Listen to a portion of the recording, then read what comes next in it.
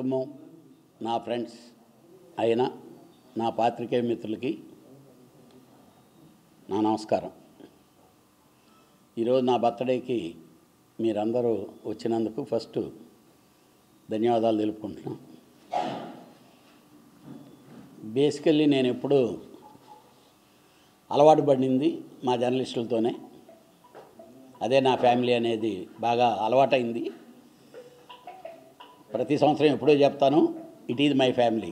అంటే నేను జర్నీయే assistant director దగ్గర నుంచి జర్నీయే వాళ్ళతో ఎక్కువ చనువుగా ఉండేది, వాళ్ళతో ఎక్కువగా సరదాగా గడిపేవాడిని, చేసేవాడిని. అది రెండోది నా స్నేహితులు. ఈరోజు కామన్గా చాలామంది లెక్కేసుకుంటే ఆర్టిస్టులతోనో లేకపోతే వాళ్ళతోనో వీళ్ళతోనో కమర్షియల్ థింకింగ్ ఉండే వాళ్ళతో జరుపుకుంటారు. నేను ఎప్పుడు అది లేదు. నా మిత్రులు, నా శ్రేయోభిలాషులు, నా ఫ్యామిలీ అనుకునే పర్సన్స్. ఈరోజు మీరు ఇక్కడ అందరినీ చూస్తున్నారు. మేమంతా ఒక ఫ్యామిలీ. కష్టంలో ఉండేటప్పుడు వెనకుండేదే ఫ్యామిలీ. అది మిత్రుడైనా లేకపోతే ఇంకొక వెల్విషర్ అయినా లేకపోతే ఇంకొక విధంగా అయినా. నేను ఈరోజు మార్నింగ్ నేను మా వినయ్తో చెప్పా ఇదే మాట. 2-3 రోజుల క్రితం నుంచి ఒక చిన్న సైకలాజికల్గా ఒక థింకింగ్ ఆలోచిస్తున్నాను రా. ఏంటి, ఎవరు, హూ విత్ అస్. మనకేదన్నా అయితే టక్కన ఇదయ్యేదానికి పేర్లు అనుకుంటా ఉంటే కనిపిస్తున్నాయి. వీళ్ళు మనం ఉన్నా లేకపోయినా మనల్ని గురించో లేకపోతే మన దీని గురించో జర్నీ చేస్తారు అని. అలాంటి వాళ్ళందరినీ సంపాదించుకున్నందుకు నేను నిజంగా I feel very very happy. Ramasatyanarayana కావచ్చు, లేకపోతే అనిల్ దొర, ఇప్పుడు ఈ ఉన్నాడు మావాడు దుబ్బులు పెడుతున్న మా అలహరి కానీ, రవి కానీ, ఇంకా రామదాస్. ఎందుకంటే తను ఇండస్ట్రీకి తనకి తండ్రిని నేను. కానీ ఎప్పుడు కూడా ఎక్కడికి వెళ్ళినా నన్ను ముందు మా కళ్యాణ్ గారు ఆయన ఇలా తగ్గకూడదు అని ఫీల్ అయ్యాడు. అంటే ఇలాంటి వాళ్ళని ఏర్పరచుకోవటం అనేది ఐ ఫీల్ ప్రౌడ్. ప్రాణం ఉండేంత వరకు ఈ జర్నీ ఇలాగా జరుగుతూ మనల్ని గురించి ఒకరు ఈ నా కొడుకు నాకు అన్యాయం చేశాడే అనేది అనిపించుకోకుండా నాకేదో ఉపయోగపడ్డాడులే అనేది అనిపించుకోవాలనేది నా తాపత్రయం. అలాగే ఉంటానని ఇప్పుడు కూడా నాకు తెలిసినంత వరకు ముందు ఒకటి వెనకొకటి మాత్రం నేను గ్యారెంటీగా మాట్లాడను. ఏదున్నా స్ట్రైట్గా అదే చెప్తాను. మీ అందరికీ తెలుసు. అదే చెప్పాను, నిన్న చెప్పినా, మొన్న చెప్పినా, ఇప్పుడు చెప్పినా. డెఫినెట్గా అలాగే ఉండాలని ఆ సాయినాథుడిని ప్రార్థిస్తూ మీ అందరి అభిమానం, ఆశీస్సులు నాకు ఉండాలని చెప్పి మనస్ఫూర్తిగా కోరుకుంటున్నాను. అట్ ద సేమ్ టైం చాలా దగ్గరకు వచ్చాను. నెక్స్ట్ ఏప్రిల్లో it is my life dream project Kalyan amusement park చెన్నైలో అన్నానగర్లో heart of the place Villivakkam జంక్షన్లో ఇనాగరల్ అవ్వబోతుంది. డెఫినెట్గా మీరందరూ హ్యాపీ ఫీల్ అవుతారు. ఒక తెలుగువాడు మనోడు వచ్చి ఇంత పెద్ద ప్రాజెక్ట్ చేశాడా ఇక్కడ అనేదానికి ఫీల్ అవుతారు. సినిమాలు ఆల్రెడీ చేస్తా. నేను చివరి శ్వాస వరకు సినిమాలు చేస్తూనే ఉంటా. నాకు ఎంత నష్టం వచ్చినా సినిమాలు వేరే దగ్గర రూపాయి సంపాదించైనా సినిమాలో పోయినా పోగొట్టినా. ఎందుకంటే సినిమా అనేది అదృష్టం. ఏ రోజు కలిసి వస్తుందో మనకు తెలియదు, ఎప్పుడు కలిసి వస్తుందో తెలియదు. దీంట్లో ఎవ్వరూ మేధావులు లేరు. మేధావులు కాదు, కృషి ఉండాలి ఇక్కడ. నెక్స్ట్ అదృష్టం అనేది ఉంటే, కృషి అనేది ఉంటే, రెండు ఆ సక్సెస్ దగ్గరికి అలా తీసుకెళ్ళిపోతాయి. అంటే వీడు తెలివివాడు కాకపోయినా కానీ తెలియగలిగినోడు వచ్చి జాయిన్ అయిపోతాడు. అలాగే ఈ సినిమాతో ఒకరితో అనుకోని స్టార్ట్ అయితే ఇంకా ప్లస్ అయ్యేదానికి ఇంకొక ఆర్టిస్ట్ వచ్చి యాడింగ్ అయిపోతాడు, ఇంకొక టెక్నీషియన్ వచ్చి యాడింగ్ అయిపోతాడు. అలాంటిది సినిమా అనేది అదృష్టం. Next effort. ఆ రెండు ఎప్పుడు సక్సెస్ఫుల్గా ఇప్పుడు దాకా ఇన్ని 83 సినిమాలు తీస్తే ఇప్పుడు దాకా అది ఉండబట్టే, లేకపోతే ఒక అసిస్టెంట్ డైరెక్టర్గా వచ్చిన నేను ఇక్కడ దాకా రాలేను. నాకు ఉంది సెన్సేషన్ హిట్ సినిమా కొట్టాలని, డెఫినెట్గా కొడతా, అది ఎప్పుడనేది తెలియదు. ఆ అదృష్టదేవత చెప్పాలి, చెప్పుద్ది, త్వరలోనే జరుగుద్దని. అలాంటి దాంట్లోనే ఎవరూ కొట్టలేంది, ఎవరూ చేయలేంది ఈరోజు ఆ అమ్యూజ్మెంట్ పార్క్ సినిమా ఇండస్ట్రీలో.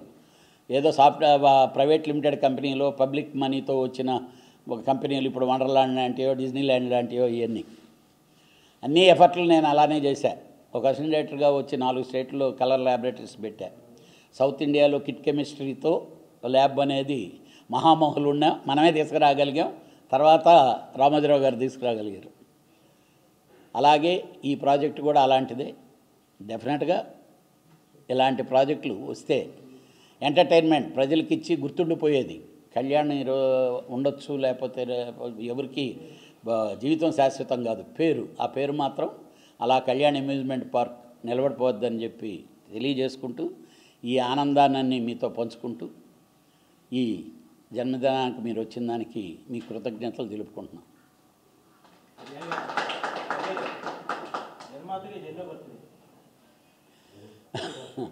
అంటే నేను నిజంగా 83, అది ఒక 17, ఇది ఒక 23, 40.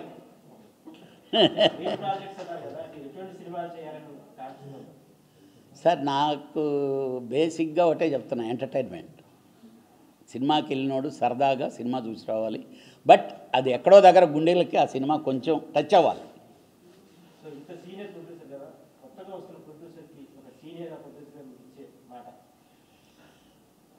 ఫస్ట్ సినిమా తీయటానికి ముందు సినిమాని గురించి తెలుసుకోండి.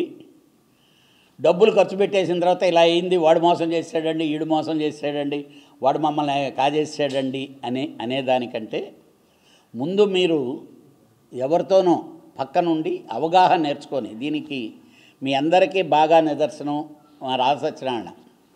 ఆయన సినిమా తీద్దామనే వచ్చాడు, అప్పుడు కూడా నేను ఇదే మాట చెప్పా. అంటే ఇది ఎన్ని సంవత్సరాల క్రితం? 20 సంవత్సరాల క్రితం. 20 సంవత్సరాల క్రితం నేను చెప్పా అతనికి, నువ్వు ముందు సినిమాని గురించి తెలుసుకోవా, తర్వాత సినిమా తీద్దు అని. ఈ రోజుకి ఆయన 100 సినిమాలు దాటి వెళ్ళిపోయాడు, కానీ ఏ సినిమాలో ఆయనకి నష్టం లేదు.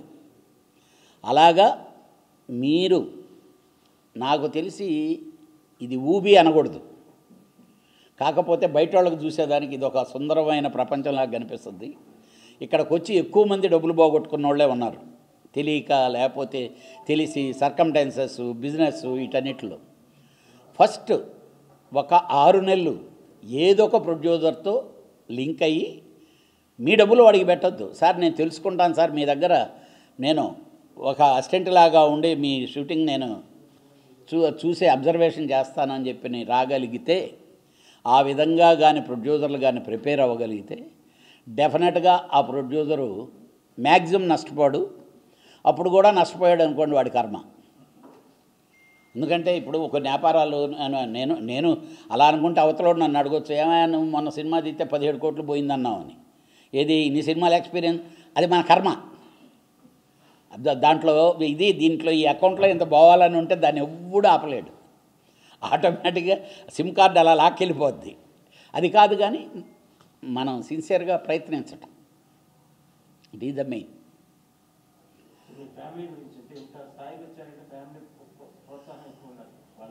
సార్ నా ఫ్యామిలీ నాకేమీ ఓపెన్గా చెప్తున్నా, it is very clear. Friends, industry, friends industry అనండి. ఫ్యామిలీ అనేది అంటే ఇప్పుడు మా తమ్ముడు ఉన్నాడు, నేను ప్రొడక్షన్ చేసుకునేదానికి, నేను సినిమాలు చేసేదానికి వాడు చాలా బాగా ఉపయోగపడ్డాడు. వాడు ఎన్నంటే ఉండి ప్రొడక్షన్ అంతా చూసుకుంటూ నాకు బర్డన్ తగ్గిస్తూ, అది కాదు నేను అనేది. ఫ్యామిలీలో సపోర్ట్, ఇప్పుడు చిరంజీవి గారి ఫ్యామిలీలో హీరోలు వచ్చారు, చిరంజీవి గారు బ్యాక్గ్రౌండో, లేకపోతే అలా ఎన్టీఆర్ ఫ్యామిలీలో ఒక బ్యాక్గ్రౌండో, కృష్ణ గారి ఫ్యామిలీలో, అలా సినిమా ఇండస్ట్రీలో నాకు ఏ బ్యాక్గ్రౌండ్ లేకుండా వచ్చా. ఒకే ఒక బ్యాక్గ్రౌండ్ నాకు ఎవరంటే దాసనారాయణరావు గారు. ఆ కొండే నా బ్యాక్గ్రౌండ్. అది ఆయన కూడా నేనేమిటో నన్ను గురించి తెలుసుకొని, నా స్టామినా తెలుసుకొని, వీడికి మనం కరెక్ట్గా కానీ సపోర్ట్ చేస్తే వీడు ఒక ఎత్తుకు ఎదుగుతారు అని ఆలోచించి చేసిన వాళ్ళు ఒక దాసనారాయణరావు గారు, ఒక డివిఎస్ రాజు గారు, ఒక జిఆర్ శేషగిరిరావు గారు, ఒక కెఎస్ రామారావు గారు. అసలు ఈరోజు ఇన్ని ఉన్నత శిఖరాలమైన ఆర్గనైజేషన్స్లో నేను ఈ పోస్టులన్నీ చేయటానికి వీళ్ళే కారణం. అల్లు అరవింద్ ఒకడు. నేను south Indian film chamber president అవ్వటానికి మేజర్ కారణం ఆశాష్గిరావు గారు, అల్లు అరవింద్, డివిఎస్ రాజు గారు. డివిఎస్ రాజు గారు చెప్పగలరు కానీ వీళ్ళలాగా బోల్డ్గా రాలేరు. దాసనారాయణరావు గారు ఈరోజు నేను చేసిన ప్రతి స్టెప్కి ఆయన ఎన్నుదన్నులు ఉండబట్టే నేను ఇన్ని స్టెప్పులు ఎక్కగలిగాను. రియల్గా ఏంటంటే ఆయనలాగా ఇండస్ట్రీకి చేయలేకపోతున్నాం అనే బాధ ఉంది. కాకపోతే ఆయన చేసిన రోజులు, ఆయన జర్నీ ఉన్న రోజుల్లో సినిమా ఇండస్ట్రీ వేరు. ఈరోజు ఎవడికోడు మగోడు, ఎవడికోడు కింగు. ప్రతిదీ నేను అంటున్నారు కానీ మనము అంటం లేదు. అదొక్కటే బాధేస్తుంది. సినిమా ఇండస్ట్రీ మనము అనుకున్న రోజు 3 పూలు 6 కాయల్లాగా ఉంటుంది. నేను అనుకుంటున్న రోజు ఈ నేనుని చంపేస్తా పోతుంటుంది ఇండస్ట్రీని చూసాం. నేను అని చెప్పుకున్న వాళ్ళందరూ వెళ్ళిపోయారు. ఎప్పుడైనా వెళ్ళిపోతారు. ఇప్పుడు కాలచక్రం తీసుకోండి, ఇండస్ట్రీ స్టార్ట్ అయిన దగ్గర నుంచి ఈ రోజు వరకు వాళ్ళ పీరియడ్ వస్తుంది, ఆ చక్రం తిరుగుద్ది, ఆ చక్రం ఫినిషింగ్లో వీళ్ళు ఉండరు. అంతే. ఫ్యామిలీస్ ఇప్పుడు రాఘవేంద్రరావు గారు కావచ్చు, ఒక దాసనారాయణరావు గారు కావచ్చు, లేకపోతే కోదండరావు రెడ్డి గారు కావచ్చు. అంటే కాకపోతే వీటన్నిటిలోకి ఉపయోగపడేది ఏంటంటే ఎగ్జాంపుల్ నేను చెప్తాను. ఒక రాలగ నరసింహారావు గారు లేకపోతే వాళ్ళ ఒబీడియంట్గా ఉన్నటువంటి వాళ్ళు చక్రంలో పక్కకు తప్పుకున్న ఆ మంచితనం అనేది ఉంటుంది చూసారా సినిమా ఇండస్ట్రీలో. మంచితనం అనేది కాపాడద్దు. అది చాలా అవసరం. అలాంటి ప్రాక్టికల్ స్టార్స్లో చెప్పాల్సిన శ్రీకాంత్ ఒకడు. హిట్లు ఫ్లాపులు వేరు. అంటే ప్రొడ్యూసర్ మనిషి, సినిమాలు చేయాలనే తపన, అవి కంటిన్యూ అవుతున్నారు. వాళ్ళకి మార్కెట్ తగ్గినా కంటిన్యూ అవుతుంటారు. ఇక్కడ అణిగి ఉండటం అనేది చాలా అవసరం. నిర్మాత అయినోడు అణిగి ఉంటే అయిపోతాడు. అన్నీ తెలుసుకొని గట్టిగా ఉంటే, నిర్మాత అనేవాడు గట్టిగా ఉంటే వాడు రూపాయి వాడు కాపాడు. డబ్బు పోయిన తర్వాత ఎవ్వడు దరిదాపులకు కూడా రాదు. ఓటీటీ ప్లాట్ఫామ్ అనేది చిన్న సినిమాలు అనేది చచ్చిపోయినాయి సార్. ఓటీటీల్లో అయిపోయింది. చాలామందిని పాపం ప్రొడ్యూసర్లు ఇండస్ట్రీకి వస్తుంటే మన సినిమా ఓటీటీలో ఇంతకు అమ్మేద్దాం సార్ అని చెప్తుంటారు. అంతా అబద్ధం. చిన్న సినిమాని ఓటీటీ వాళ్ళు కొనరు.